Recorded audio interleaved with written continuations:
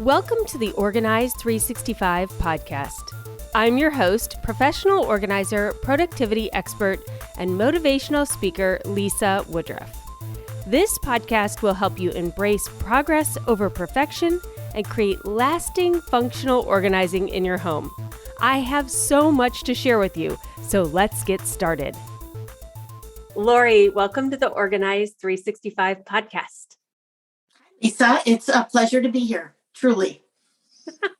How did you first find Organize 365?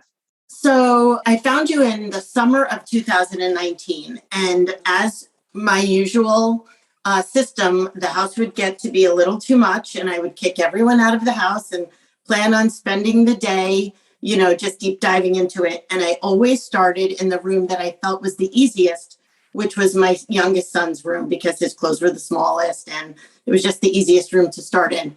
I always used to listen to something and I looked for a podcast that had to do with organizing and I found you and I don't remember what episode it was, but all of a sudden, as I'm listening to you, you started to say, whatever you do, don't start your organizing in a child's room.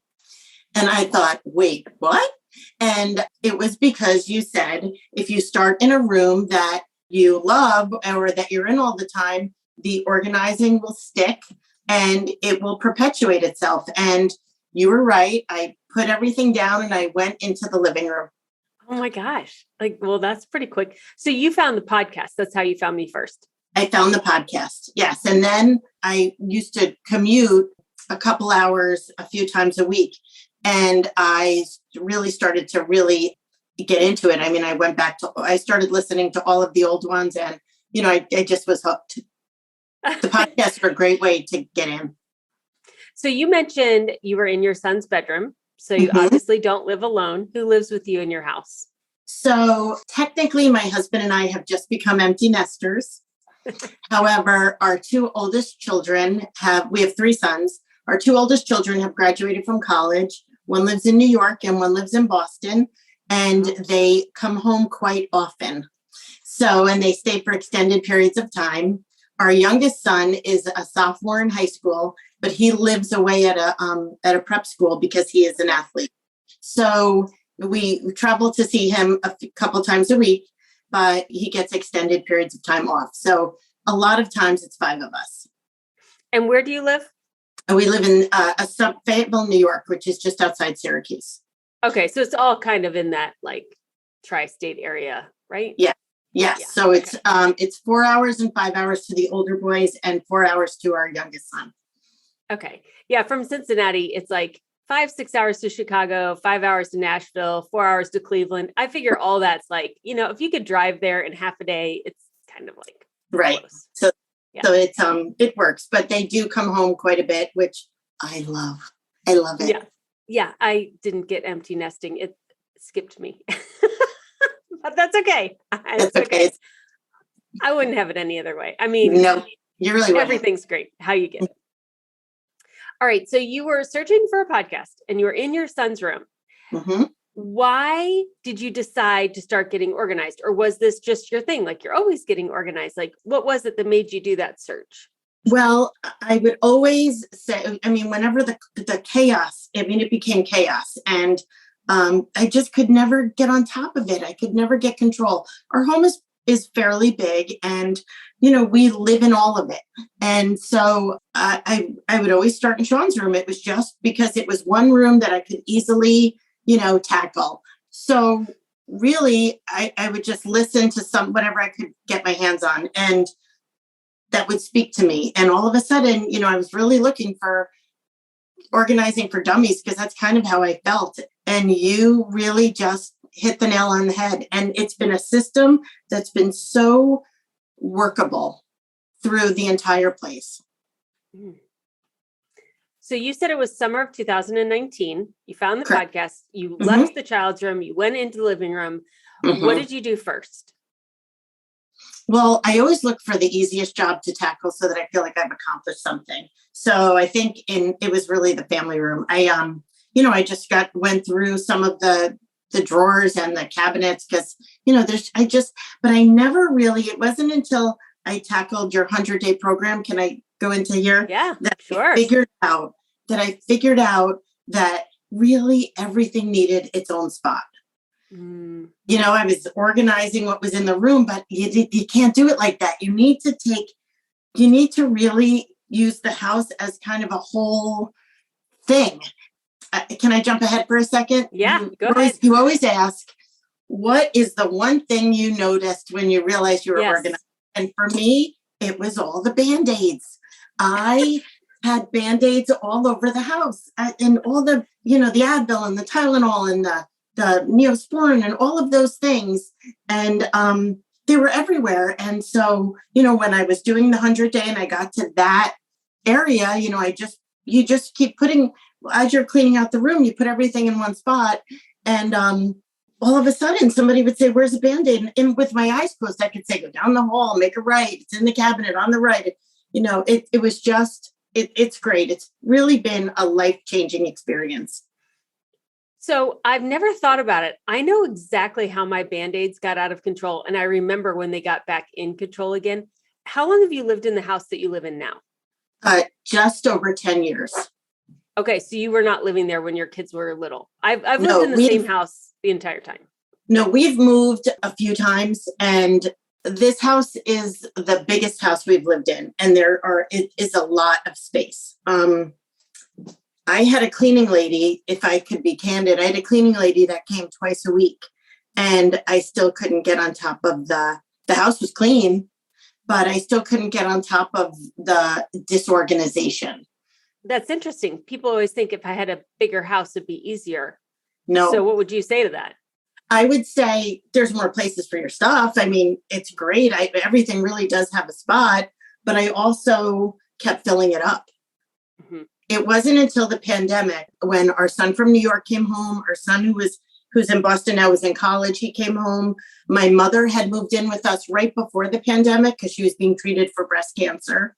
And our son, Sean, got sent home from school. He was working remotely, and my husband had to work from home. So we had everybody working from home. Luckily, our internet was strong enough. However, there was no place for me because everyone was on meetings and everyone was, had their own thing. And I had to tiptoe I don't have a job outside our home. So I had to pretty much tiptoe everywhere. So I went into the basement and I started to clean that out. And it was then I realized that a bigger house with a bigger basement just gives you more places to put things. Mm-hmm. So I started to clean that out. And that was my favorite room to get organized. Okay, we're going to go into that. I remember when I did the same thing, it would have been 20 years ago. The kids were babies and I would get them to bed or whatever, or it'd be a Saturday afternoon and Greg would say, just go do whatever you want to do. And I would go down into the basement. And the reason why is because nobody cared what I did down there and no one came to find me down there. Like eventually maybe they did. Also, I hid in the laundry room. I would go in the laundry room and I would start the laundry and then I would like putz around in there so I could get like 20 minutes to myself. And the sound of the machines drown out like whatever was going on in the house. The desire to be alone in my house is so strong and I never get it. Like other women understand, you just want your house to yourself. That was really a hard part of the pandemic. I had been working at home before the pandemic, but nobody was working there with me. Like I was doing Organized 365 and my momming and my houseworking. And then everybody was all of a sudden working and schooling or whatever with you in your house. I don't think that people who were home before the pandemic are able to articulate it. And other people would never understand why we love being at home by ourselves because it is our work. Like it is what we do. Mm-hmm. Yes. Well, and then all of a sudden they're in your space. They were in my space. And then there was no space for me. So my job was pretty much, I mean, it sounds so silly, but it was pretty much making sure the coffee was out. And I organized our food times, like when the kitchen was open and when the kitchen was closed, because otherwise in dishes all the time. And I mean, I was really, and not for anything, but you kept hearing there's going to be a shortage of this because there's like the management of the supplies in the house to make sure we wouldn't run out of anything. That was daunting. So, and I had to be quiet while I did everything. But it was also honestly fun like you talk about the golden windows. And for me, that was a huge golden window because Yes. I got to spend so much time with my older children, and my mother was there. So she got to spend time with her grandchildren. And it was really, part of it was a blessing. I hate to say that because it wasn't a blessing for everyone, but the part of it that kept our family close was very nice for me. I think you can enjoy the blessing of any situation while also realizing that we all need like commuting time, alone time, thinking time, processing time. And everybody lost that during that pandemic. And I think we don't realize how much we use those times and those regular routines to process and decompress and just organize our thoughts alone. So you're escaping down to the basement. Like, I want to hear, what was that like? What did you do? How did you tackle it? So it was funny. I took all these Post-it notes and I put all the numbers of all the podcasts that I hadn't listened to. And there were tons of them. And I would just put my headphones in and I would just cross them off as I did it. But the first part of the basement I tackled was the holiday decorations, because there were a lot. I put up a lot of trees in our house and there were a lot. So I just started going through those first. And then it was funny, the boys, I mean, because the basement was a mess. And the boys asked if they were all athletes in college and high school. And they asked if I could make a place for their workout equipment because they were doing home workouts. And, really, there was no place, especially while I was in the middle of it. So I was able to, it was extra motivation for me to get that whole section done. And then I moved into entertaining supplies and then luggage. And I mean, when it was done, it was beautiful. So did you organize it like with the Home Depot shelving that I talk about, Yeah, the clean bins? So I ordered all the shelving from, I think I did it from Lowe's because the timeline to get it was quicker. And then I figured out what size bins would fit and I could do 3 across and, 4 shelves. And I mean, it was very mathematical. And when it was done, I mean, I bought the labels on Amazon with the cards. It's beautiful. And I will say that part has stuck. Not everything always sticks for the amount of time, but once it's done, it's pretty easy to, get back into it. How much would you say you got rid of? Oh, well, remember it was the pandemic, so nobody was taking donations. Right. I got rid of a dumpster. I had a dumpster brought in and I got rid of an entire dumpster. Oh my gosh, that is brilliant. Yeah, I had the dumpster brought in probably when I realized that I had to go to the basement. I had the dumpster brought in and the dumpster was full. And how long did it take you to do the basement? I would say it probably took a full 3 weeks, maybe a little bit more, because it was in between making all the meals but yeah, it was probably 3 weeks. That's pretty fast.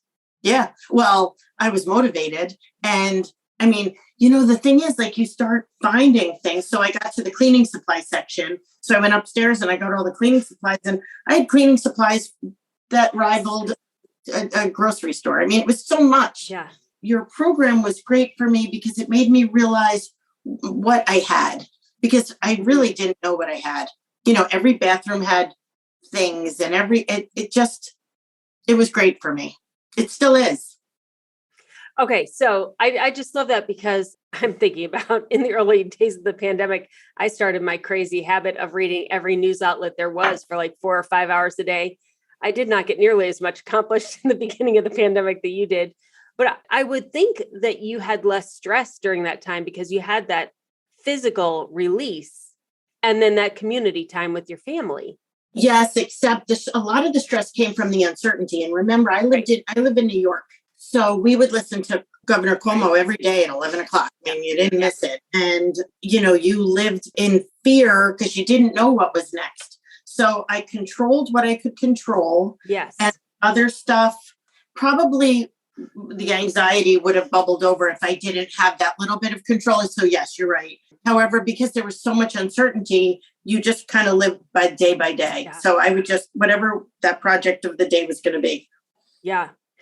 Yeah. I find often people come to organization or they really go deep in organization when they are trying to process through a big life change. And until the pandemic, we weren't doing it simultaneously. But whenever I think about when I've really tackled my house or a space, it was because the youngest child is starting school. I'm starting a new business. I'm turning 40. You get married, you have a baby, you get divorced. Like, it's usually these big life events that you're processing through when you do these big organizational purges. But you had started before the pandemic. So you were on your way. Yeah. So I started with the Sunday basket in the fall of 2019. And I have to say, for me, the Sunday basket, I tend to be an overthinker, and the Sunday basket was not falling into place in the 6 weeks that you promised it would fall into place. It was not 6 weeks. It was taking so long, and I couldn't figure out why it wasn't working. And truly, it became a filing cabinet on the top of my desk. I didn't have it on the kitchen counter. I had like a kitchen office just outside the kitchen. That is where I did all my work. And everything stayed on top. It wasn't until I read your book and that it all started to come into focus for me. And I think that's because I tried very hard to use your labels and your categories. Oh, yeah. And when I realized that wasn't, your stuff was different than mine, and I personalized it, I can't tell you how many little labels I went through, that it stopped being a filing cabinet on the top of my desk and truly was I called it my external brain. Like, it was just a place for me to keep the things I was working on at the time. And someone else just mentioned that in a recent Wednesday episode as well. There must be something that I changed in how you get, maybe it's because now it's a booklet you get with the Sunday basket that people really think you have to label it exactly the way I do.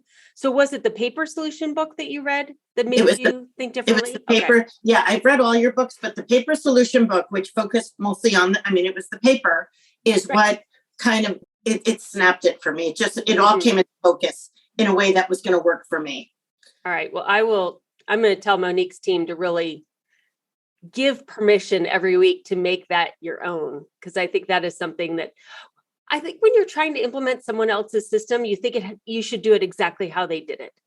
And also, like, I'm really prescriptive in the 100 day. Like, today we're going to do the counter and I want you to take everything off and you follow along. So then you get to the Sunday basket. I'm like, do it your own way. And you're like, no, I think I'll do it exactly how you tell me to do it. Well, that was it. And I can't tell you how many times I think there might have been a video and I would do a screenshot and blow it up so if I could see your labels. It was so silly. But I can't remember what you said in the book, but it was pretty much, you gave us permission to do it the way we needed to do it. Yes. You broke it down into much smaller steps than the videos or the instructions in the Sunday basket. But now I have 3. I have one for holiday times, and I have 2, one for my, I forget what you call it, phase 1 or phase 2. What are your 1.0s? Mm-hmm. The 1.0s and the 2.0s, yes. Oh, that's a good idea. Yeah. Yeah, that's a great idea. I only go through my 2.0s. Like, I look at them every week, but I only really deep dive into them probably every 6 weeks. Like, I just don't do it very often because I've been doing this for 20 years. Like, you just don't need to. But those 1.0s you have to do every week. Yes. And I started doing, stay up on it. I started to do the Sunday basket club at 4 or 5 o'clock. I can't remember what time. That really was great too. Before I read the book, I didn't understand. I would go into that and I didn't always understand the questions, or I didn't always understand what they were saying. I couldn't relate the way I could after I read the book. Oh, interesting. All right. Well, I'm going to have to check that out. So you mentioned that your mom was living with you. So my mom, who lives in Florida, moved in with us I found you in late summer. So she moved in right after that because she would go for the rides with me and I'd make her listen to the podcast. Yes. And she was treated and she stayed with us till the July of 2020. And she's doing well? She's doing great. Okay. How'd she like the podcasts? She liked them, but I don't think she really was all about it because she had her own business things going on. But while she was living with us, I got and the pandemic happened, you had given away those free medical binder forms. So we filled out that for her. And so she certainly benefited from this program. Oh, good. Well, what other than just the general pandemic, what else unexpected has happened in these couple of years that you've been getting organized? Well, so here's something that's recent. So I told you we are sort of empty nesters because the kids are away. And so we decided to come to Florida for 5 weeks, which has been fantastic. But it's not something I could have done with as much ease as I did because it was kind of a last minute decision. I certainly couldn't have done it with as much ease as I did if it was not for your program. And because I am in the middle of the 100 days right now, but I'm not home, I made sure that I got all the projects done that would take me through the day I get back. Oh, wow. So you worked ahead. I worked ahead. But this is the thing. It's really easy. I don't want to scare people. It's really easy to work ahead when you've done it 1 or 2 rounds, because you get to the point where if you're just not sure if you want to get rid of it or what to donate it or whatever you want to do, by the time you do it 3 or 4 times, you look at the same thing and you're so sick of it that you're like, I'm really not going to use this anymore. So someone can definitely use it or, be better because I've gotten rid of it. But that's exactly what I want. That's what I want you to do. Like, I would so much rather you see the same thing 3, 4, 5 times ago. Oh my gosh, why have I not gotten rid of this yet? Instead of round 1, I'm going to try to eliminate every single thing I don't possibly use and give up things that you're not really 100% sure that you want to give up. Because what would happen with my clients is they would over declutter. And then they would go to look for something and they would have given it away. And then they would start to even hold on to more things because, well, maybe I am going to really need that in the future. I'd rather you just like take the cream off the top and donate it, until you get to the point where you're like, oh yeah, why I definitely am not going to need this thing versus, well, I'm not sure if I do, if I don't. If you're not sure if you do or you don't, keep it, as long as you have the space and you're not moving, because it's so much easier to give away from that feeling of like, I definitely don't need this and it will bless someone else than, well, I guess I'd rather have the space. And it's just a different energy, and it really helps things flow in and out much easier. I completely agree. I'm far more conservative about what I get rid of until I know for sure that it's time to get rid of it. I think my husband would rather it be the other way, but I definitely am more conservative about it. And if there's something I'm really not sure, I put it in one spot. And then I make sure when I'm in that room, I'm going through that spot with that in mind. I'm very mindful of, I haven't used this in 6 months. I haven't used this in a year. I know I'm sentimentally attached to it. So maybe, is this the time to get rid of it? So you've been actively organizing for almost 3 years at least. I started the 100-day in January of 2020, but, I didn't really get to finish it because, 2 years. I didn't, I felt like, because I'm kind of a rule follower, I felt like I wanted to do it the way you're supposed to do it, which I have to tell people it really doesn't matter. So I had to jump from the kitchen right into the, wherever I got next. Yes. My master closet that's the one I never want to touch. There's just a lot there, and it's just one I don't want to touch. And I'm sentimentally attached to a lot of the clothing. So I always push that to the end. But yeah. Well, is it a passion area of yours? Like, is it a passion project? Your clothes? Yes. And it's fine to keep them. Yeah, but some stuff doesn't fit. And some stuff, I'm very sentimentally attached to all of it because I love them. I have things that they're like my friends. I love them. And it's very hard to get rid of. And you don't have any girls that you could be like, oh, I'm going to have her wear it. So it's kind of like, I think maybe if you had a daughter, you could get rid of some of the things because she would wear them, or she would say to you, it doesn't look good, get rid of it. Yeah. You're like, Mom, this is going, but you don't have that daughter. So you're like, no, I'm just going to keep it all. Right. She'd say, what are you thinking with that one? But yes, I don't have a daughter. And my boys all say, oh, it looks nice. But they may not even be staring at you. Yeah, it looks good. Right. Looks fine. Well, I mean, and either eventually you're going to do it or you're not, and who cares? Right. That's the one area that is the hardest for me. When I go home, that I'm going to do a deep dive into that area. Any other areas that you organized or ways that you use your house now that you wanted to share before we move on to the closing? Well, so yes, there were a couple things that you really helped me with. I mean, I have a whole list of things I've learned from you, but there's a couple things that truly you helped me with. One is planning day.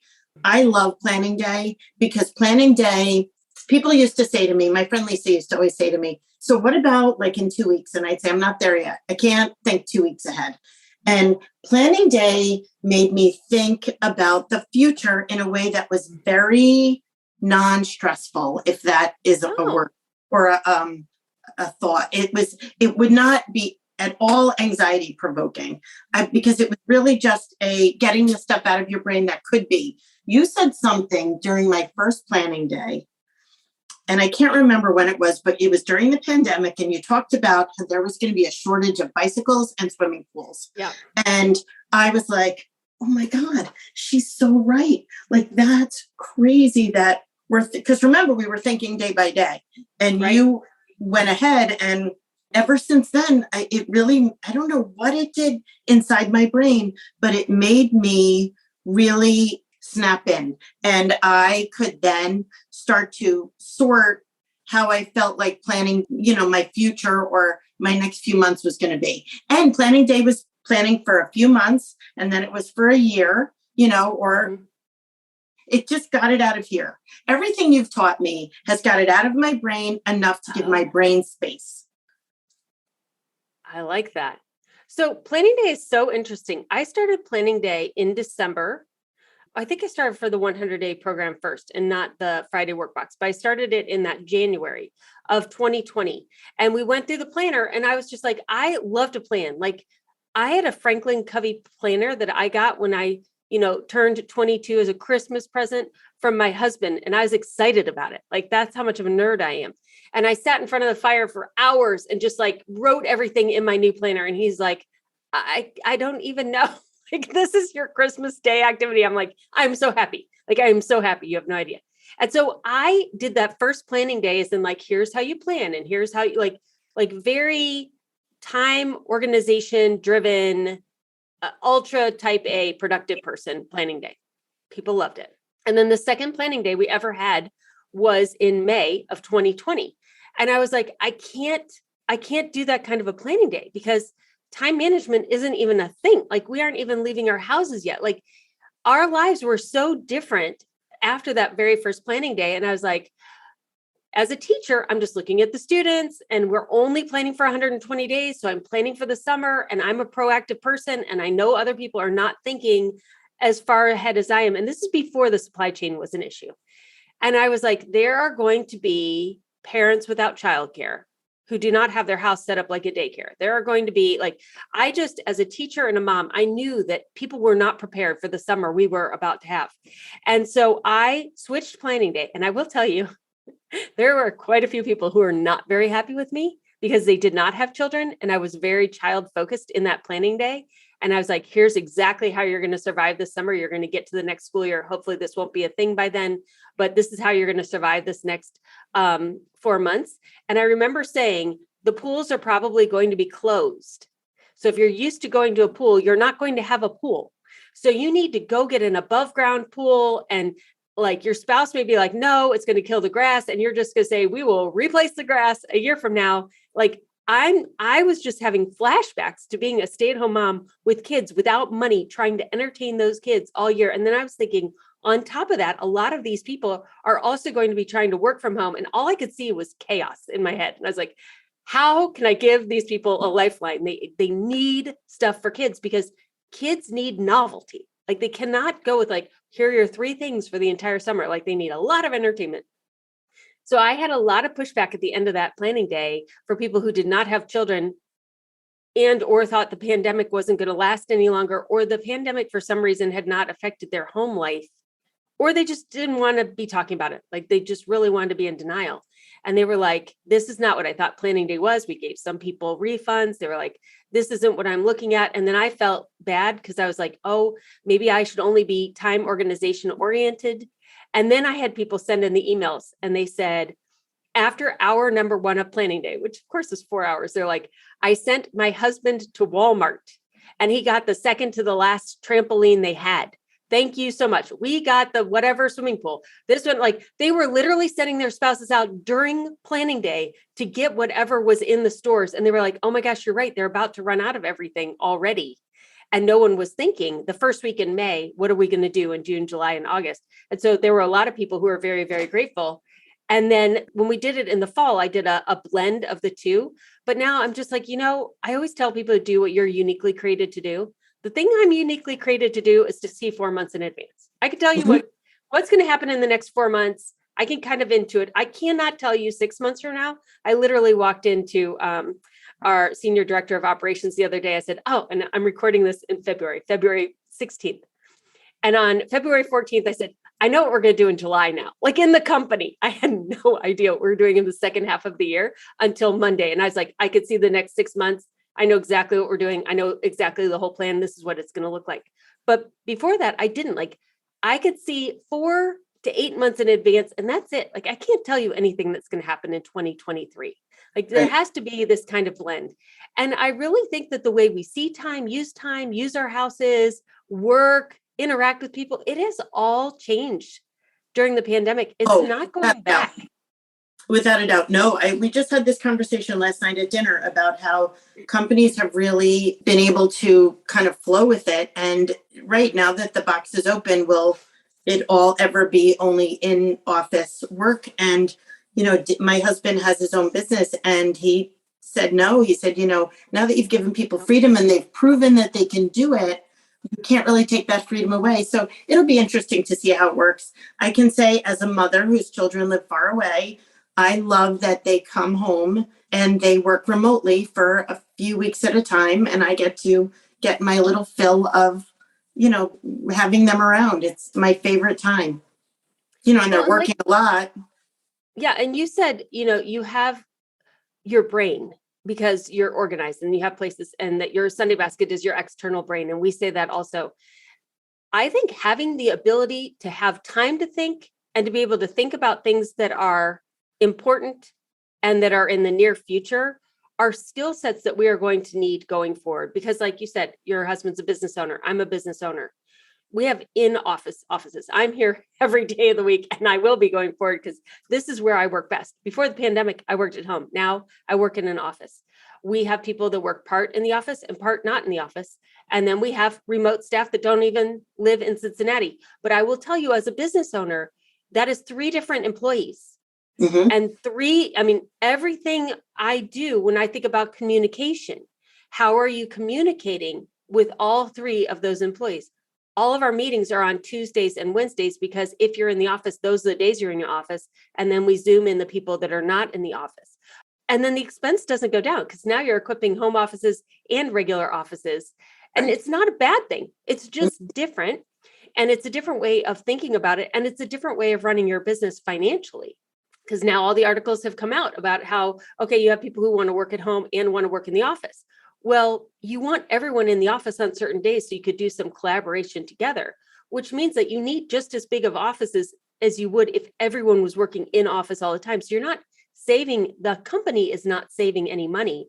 And the company is spending even more money on communications and different tech packages and organizing all of those meetings on certain days instead of just being able to spontaneously do a meeting. It's not good or bad. It's just different. And it's taking a lot of mental resources, because that's just what's happening inside of your company.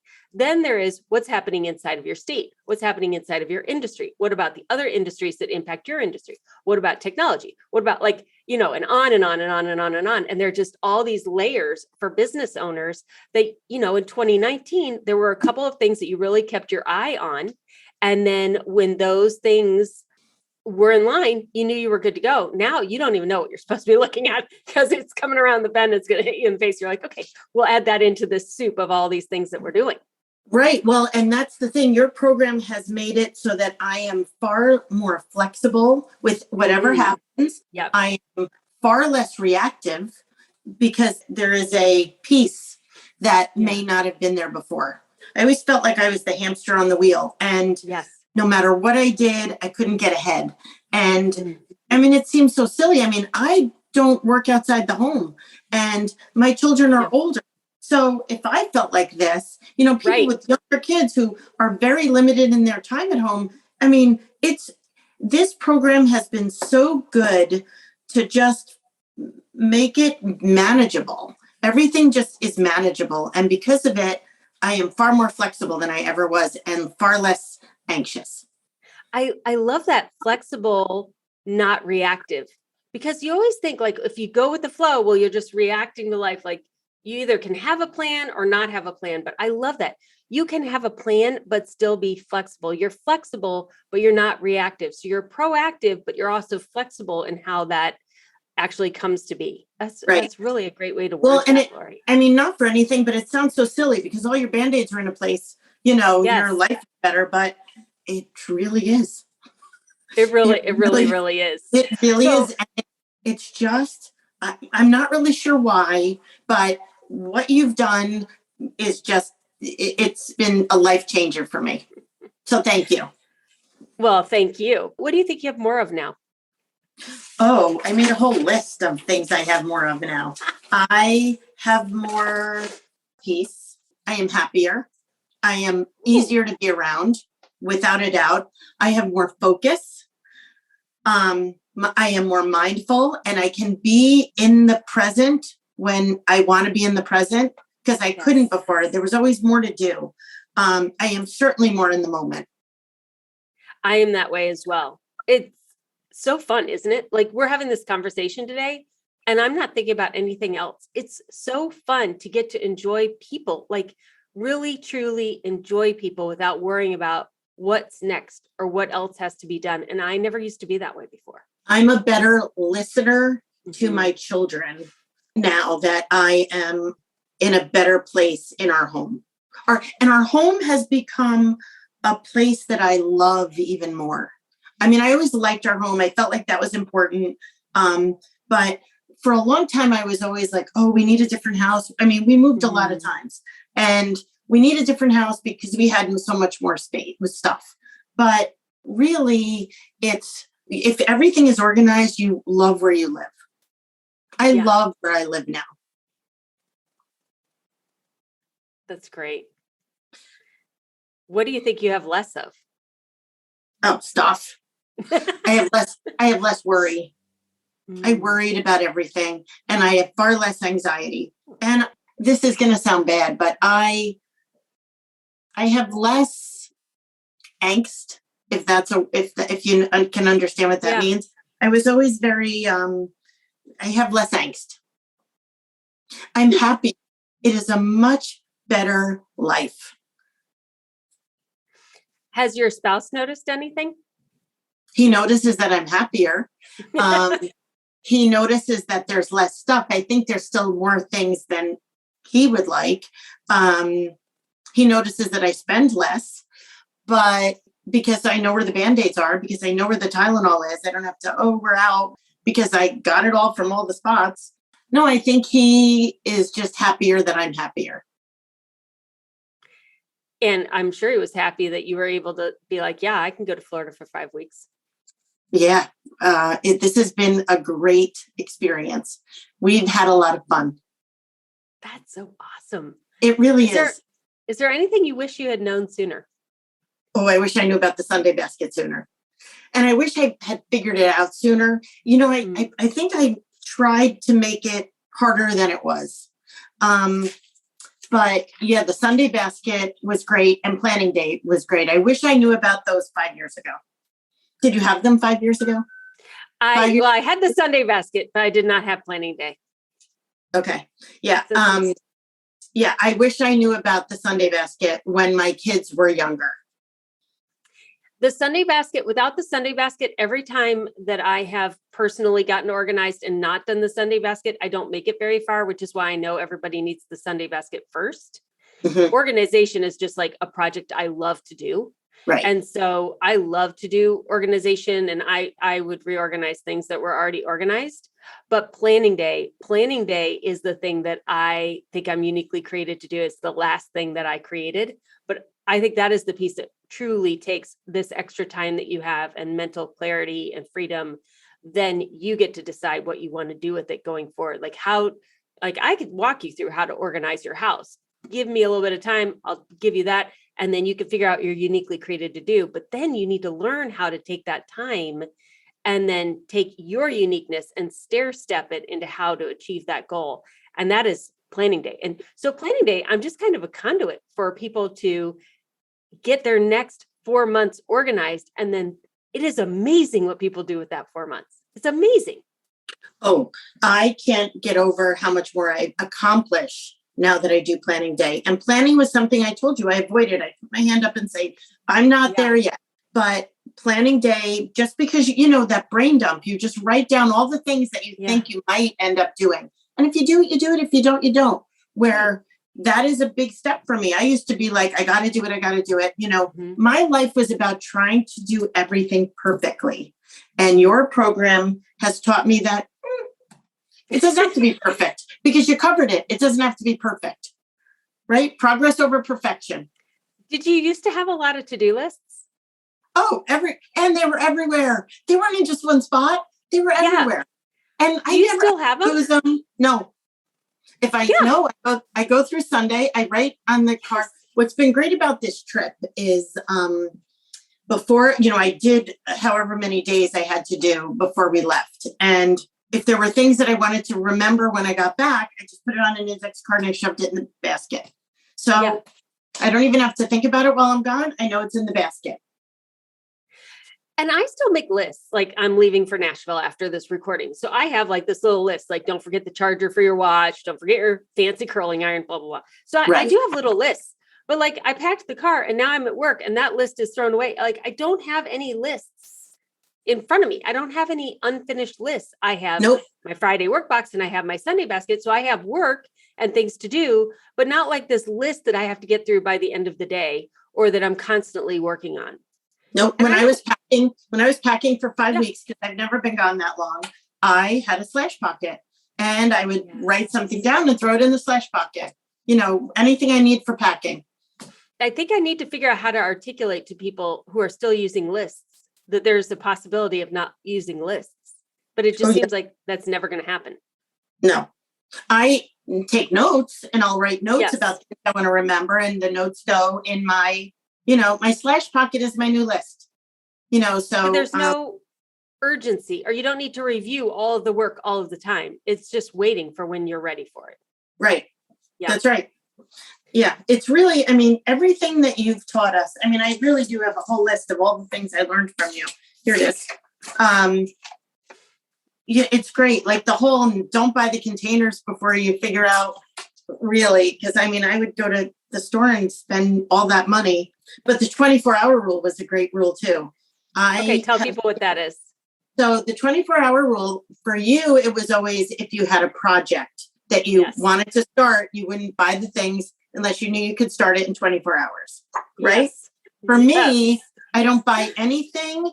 Once I decide I want something, like Amazon is great for this. I do not spend the money on it or buy it unless I wait 24 hours. I'm a big reader. I want to make sure I don't buy the book unless I know for sure I'm going to do it. I give myself 24 hours to kind of make the decision. So I'm less impulsive. The index cards are great. I love the index cards, the Sunday basket. It took me a long time to figure out actionable papers. Like I think the words didn't absorb the way you intended them. And I think that's what threw me off. But, your actionable papers are your things that you have to get done. Yeah. I just had to use a different word for it to work for me. The task stacking. Task stacking has been great. Before I felt like I walked around the house in circles. And now everything has a purpose. The whole throwing the lawn, letting the machines work for you. Yes. It's great. And sometimes, honestly, if I have to run the dishwasher twice because I didn't feel like emptying it, I do. The planning day was a game changer. Oh, using rooms for other purposes. This was the other thing. So I have a couple rooms in my house that I totally did not make them those rooms anymore. Like our dining room, we weren't using it. I took the dining room table out. I put a couple chairs in. And during the pandemic, I have two older boys that are over 21, and we now call it the cocktail lounge because it was where we would come together. There's no TV.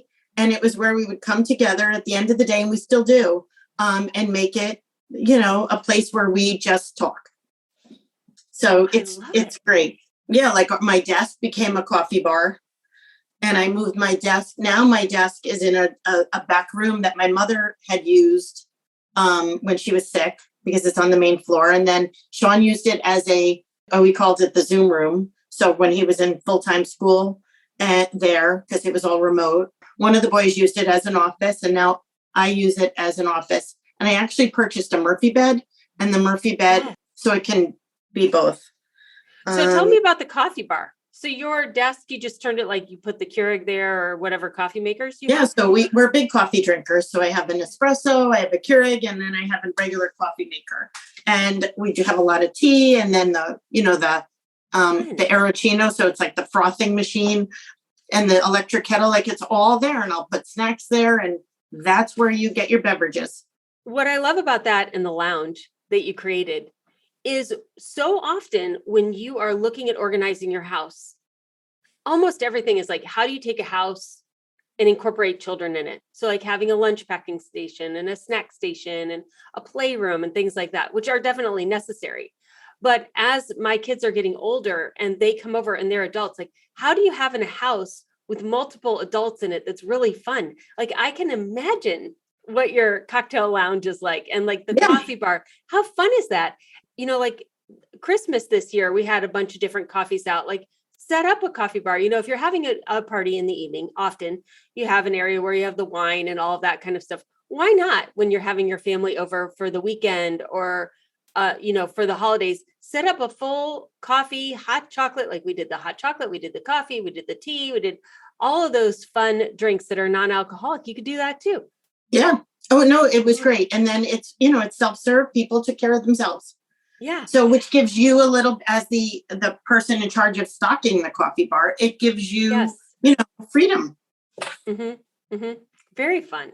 So yeah, it's been great. So I cannot thank you enough. Your program really was life-changing for me. And if I could leave anyone with anything, it's do not start organizing in your kids' room, because you'll just end up doing it a few weeks later. Did the kids' rooms ever get organized? Oh, yeah. Yeah. And, now that the rest of the house is done, it's easy to just go in and I empty the shelves. I fold everything back up again. Well, and remember, they're not there a lot, Right. But it's, it's way easier than it was in the beginning. Yeah. Laurie, thank you so much for being a guest on the podcast. Oh, Lisa, thank you. It was truly my pleasure to finally get to meet you and have this conversation. And even though I was so nervous, you made it so easy. So thank you. Oh, thank you. Are you ready to share your transformational story with me and the rest of the Organize 365 community? We would love to hear it.